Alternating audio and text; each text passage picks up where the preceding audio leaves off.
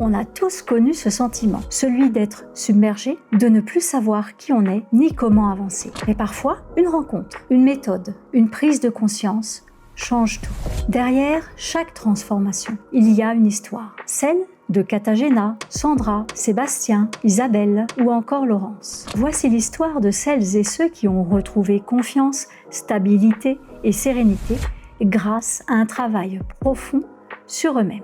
Elle avait l'impression de subir sa vie, comme si chaque émotion était une vague qui la noyait. Elle avait essayé des tas de pratiques, mais rien ne fonctionnait vraiment. Le plus grand changement, c'est au fil des années de sentir que l'esprit s'apaise, même si on traverse des tempêtes encore, mais je les traverse plus de la même manière en fait. Sandra souriait à tout le monde, mais intérieurement, elle étouffait, jusqu'à ce qu'elle trouve la pièce manquante.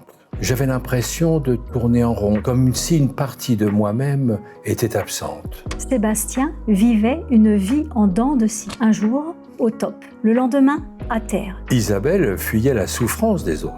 Aujourd'hui, elle l'accueille, avec une confiance qu'elle ne connaissait pas. Isabelle avait un gros problème. Dès qu'un client exprimait une difficulté, elle paniquait. J'ai bloqué en fait par rapport à mes propres émotions. Laurence explosait au moindre stress. Aujourd'hui, elle est devenue l'incarnation du calme. Notre approche en rékiologie a été une révolution. Elle a fait un travail sur l'agitation mentale et corporelle. Elle s'est sentie libérée. Elle dit « Le regard des autres m'a toujours déstabilisée, ce qui fait que j'ai passé toute ma vie à répondre aux attentes des autres, à l'image qu'ils voulaient que je sois. »